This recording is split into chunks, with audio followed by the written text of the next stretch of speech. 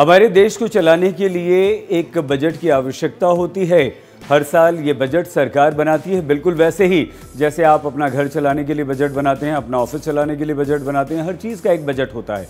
वैसे ही हमारे देश का भी बजट होता है और ये बजट सरकार हर साल 1 फरवरी को पेश करती है। पूरे देश की निगाहें इस बजट पर लगी रहती हैं और वो इसलिए कि सब ये जानना चाहते हैं हमें क्या मिलेगा, यानी कि नौकरी पेशा जो लोग हैं उन्हें बजट में क्या फ़ायदा होगा। जो व्यवसायी हैं, कारोबारी हैं, बड़े बड़े उद्योगपति हैं, छोटे कारोबारी हैं, उनकी नज़रें लगी रहती हैं कि हमें क्या मिलेगा। स्टूडेंट्स को लगता है कि हमें इस बजट में क्या मिलेगा। बेरोज़गारों की उम्मीदें टिकी रहती हैं, यानी कि हमारे देश का हर वर्ग टकटकी लगाए बजट का इंतज़ार करता है। और ये बजट पूरी तरह से छपता भी है। बजट की कॉपीज़ बनती हैं और वो कॉपीज़ सारे सांसदों को दी जाती हैं, हम जैसे जर्नलिस्ट यानी कि मीडिया कर्मियों को दी जाती हैं। लेकिन पहली बार देश के इतिहास में ऐसा होगा कि बजट छपेगा नहीं, बजट की कॉपी नहीं छपेगी और ना ही इकोनॉमिक सर्वे जो बजट से पहले आता है उसकी कॉपी छपेगी। और ये क्यों नहीं छपेगी? क्योंकि ये कोरोना काल चल रहा है और कोरोना को देखते हुए सरकार ने ये फैसला लिया है कि इस बार हम बजट की कॉपीज़ नहीं छापेंगे, सॉफ्ट कॉपीज़ होंगी, यानी कि सीधे आपको मेल पर बजट की कॉपी मिल जाएगी। बजट में क्या क्या है ये पता चल जाएगा। तो ये पहली बार ऐसा हो रहा है। लेकिन बजट महत्वपूर्ण क्यों होता है? बजट की ये कॉपीज़ कितने गोपनीय ढंग से छापी जाती हैं ये भी हम आपको बताएं।